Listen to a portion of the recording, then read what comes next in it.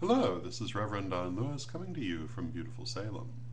And today is the summer solstice if you, like me, happen to live in the northern hemisphere. And it's also the winter solstice if you happen to live in the southern hemisphere. So I'd like to wish all of our viewers in the northern hemisphere a happy midsummer, and all of our viewers in the southern hemisphere a happy Yule. And I think I've commented before that looking at the Sabbats in this way um, is a very interesting experience. It's a fairly new thing for me. It's only in the last 10 years or so that I have become more and more conscious of the fact that whatever holiday we're observing in the north is opposite in the south.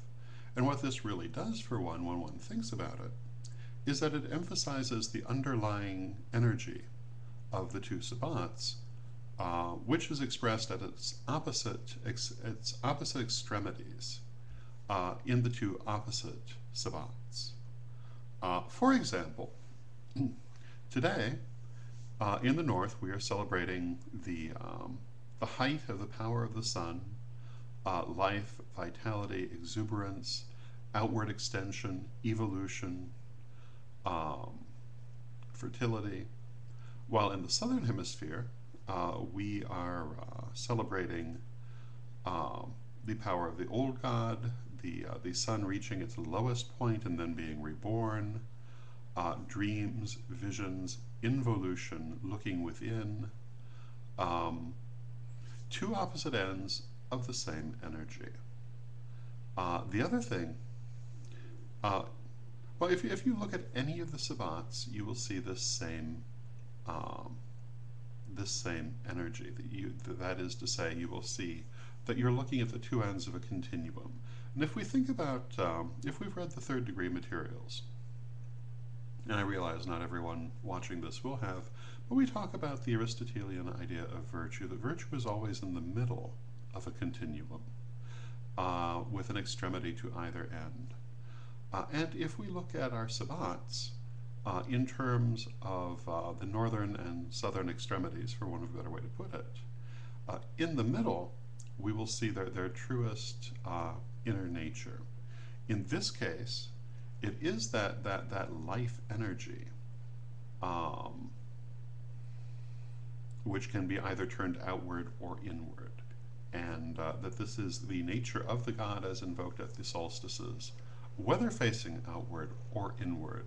It is the same expansive, exuberant energy in either extreme, just turned differently. The other thing about the solstice, of course, is that the solstice celebrates the idea that when anything reaches its point of perfection, the height of its energies, its furthest extension, only one thing can happen: it must change. When the longest day of the year comes, shorter days must follow. When the longest night of the year comes, shorter nights must follow. Similarly, in any aspect of life or existence, when you reach the furthest extension of a thing, then it must turn, it must change, it must grow. It cannot stay there. It's been said that the flower is sweetest when it has begun to die. The scent is sweetest when it has begun to die. The moment of perfection is the moment at which the path must turn.